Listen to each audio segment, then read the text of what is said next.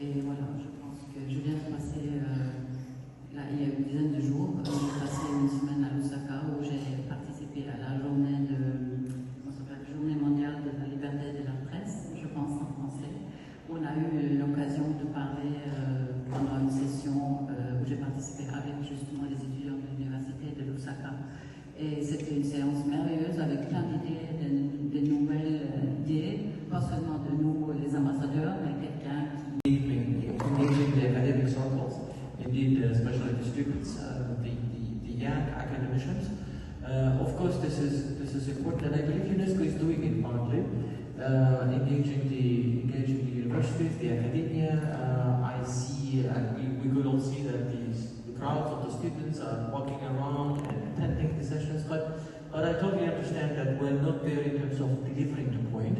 I believe that if we truly appreciative.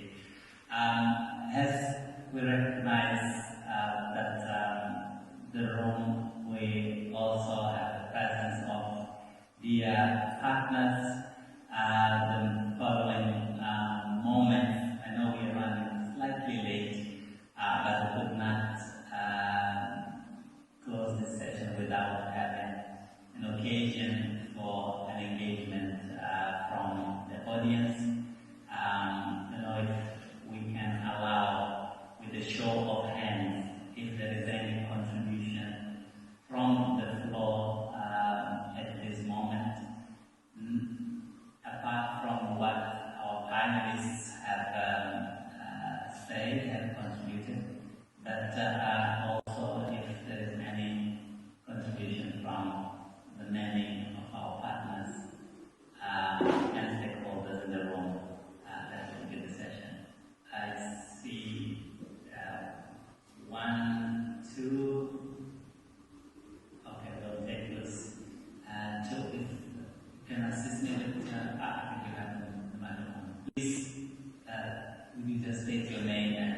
Thank you so much. I'll speak in French for me. Merci beaucoup pour vos interventions, puisque nous sommes ici dans un cercle de donner et de recevoir. Je vais commencer par faire une proposition, parce que les débats qui se passent à l'UNESCO sont des débats très intéressants. Nous devons pouvoir nous ouvrir afin que les paroles et les discussions qui sont portées à l'UNESCO soient tout à fait générées par le plus grand nombre de personnes. Alors nous avons des universités en France. Et ces universités regorgent aujourd'hui de beaucoup plus d'étudiants qui sont venus de plusieurs pays, qui sont venus d'Afrique, qui sont venus de l'Amérique latine, qui sont venus de plusieurs pays africains. Moi, je voudrais faire une proposition à l'UNESCO afin qu'on puisse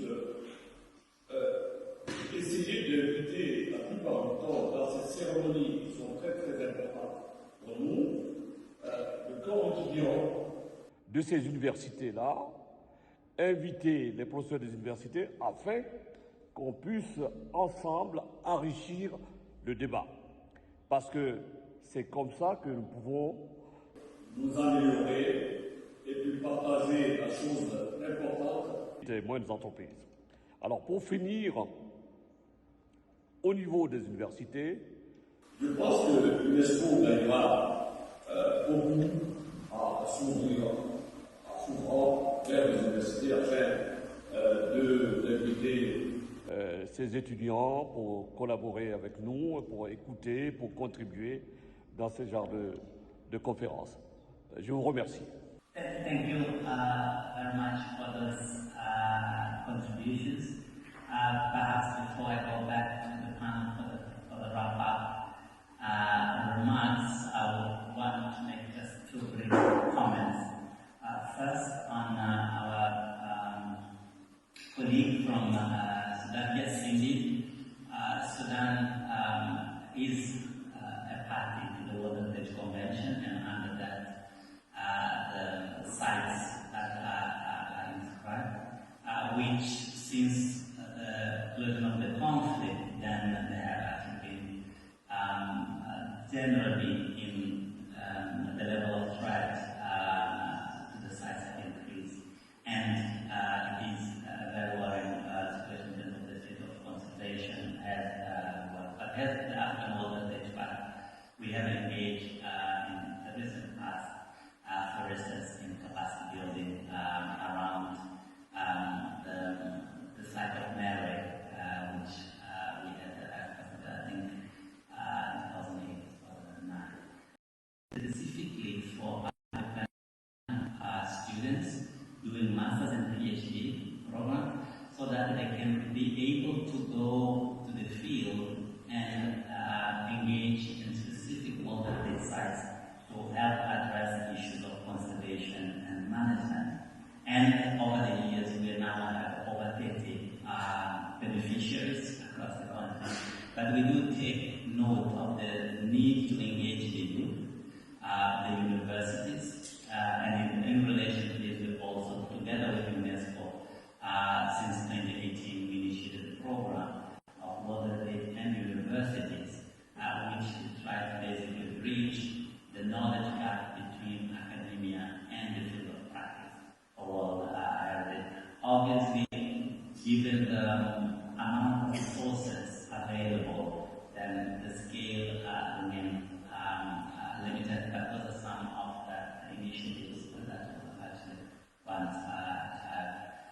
To the three panelists, would give your 30 seconds each for final considerations in case you would want to have a lesson mostly on looking ahead as we are doing today, but we hope to be here for another 50. So we hope that we in 10 seconds give your planning shot before we go to the rest of the plan.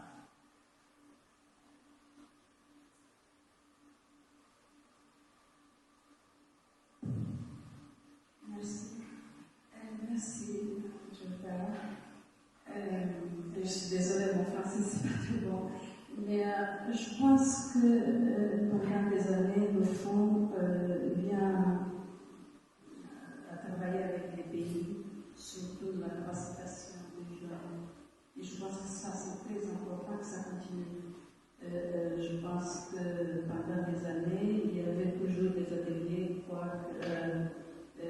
pas seulement pour les francophones, pour les anglophones, mais aussi pour les lusophones. Et à un moment, ça s'arrêtait. Je dis préparation de jeunes pour préparer des dossiers, pour connaître des sites, pour préservation, promotion.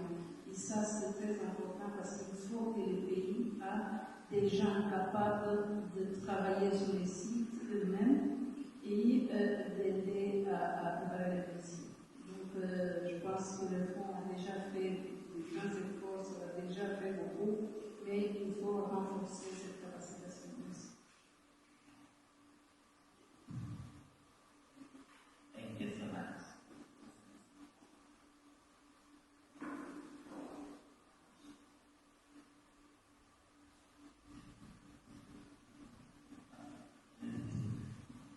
D'accord, merci beaucoup. 30 secondes, juste pour vous donner mon accord total et complet avec ce que Madame vient de dire, et aussi avec ce que Monsieur vient de dire.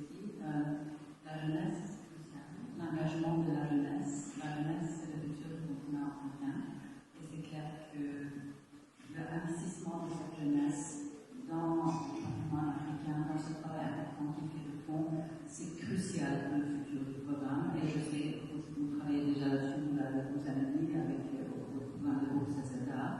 Mais encore plus, je pense que ça peut être mis encore plus d'importance et de priorisation sur ce sujet-là. Et voilà, je pense que beaucoup résultats dans le futur et le succès de ce programme. Et voilà, je pense que je viens de passer, il y a une dizaine de jours, j'ai passé une semaine à Lusaka où j'ai participé à la journée mondiale de la liberté de la presse, je pense en français. On a eu l'occasion de parler pendant une session, j'ai participé avec justement les étudiants de l'université de Lusaka.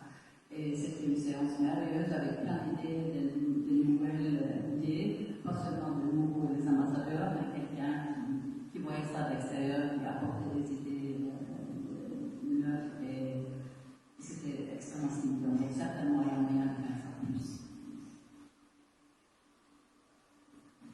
Very briefly, I actually like the proposal of engaging the academic circles, indeed, especially the students, the young academicians. Of course, this is important, and I believe UNESCO is doing it partly, engaging the universities, the academia. Walking around and attending the sessions, but I totally understand that we're not there in terms of delivering the point. I believe that if we first of all, this is actually one of the challenges that that comes to the perspective of the expertise preparedness. Well, it all starts from the academic years. It all starts from the academic background. So preparing them academically, engaging them academically, having the dialogue, academic dialogue, is exactly one of the major challenges that we face, and especially in terms of representation of the African heritage on the World Heritage List. So I believe this is very useful proposal, and this is important proposal, not only on the level of the UNESCO, but it could be initiated by the delegations, it could be initiated by Africa Group, it could be initiated by Fund, or all of us as delegations, as the permanent delegations, not only engaging on the UNESCO premises, but also going to them, to their universities, to engage them on the spot. Thank you. Possible, à partir des résultats des laboratoires, contribuer à la dépollution des eaux issues des activités de teinture textile de Bamako. Et le plus important aujourd'hui, c'est vrai qu'on peut faire des essais au laboratoire, mais comment trouver le financement pour mettre ces projets vraiment en vigueur. Donc c'est sur cette note, étant donné que nous avons ici des décideurs, nous appuyer pour mettre en place ces procédés viables pour traiter ces effluents. Sur ce, moi je vous remercie. Selon l'Organisation mondiale de la santé, l'accès à l'eau est un droit fondamental. Pourquoi? Parce que cet accès permet de lutter contre les maladies. Donc, non seulement elle permet de lutter contre les maladies, elle permet aussi de rendre les conditions de vie des populations beaucoup plus abordables, mieux même.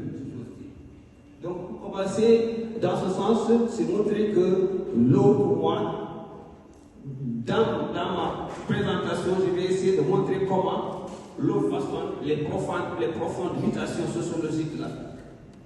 Je vais essayer de muter l'eau et montrer comment cette eau a façonné les différentes sociétés africaines et qu'est-ce qu'elle a apporté pour ces sociétés africaines.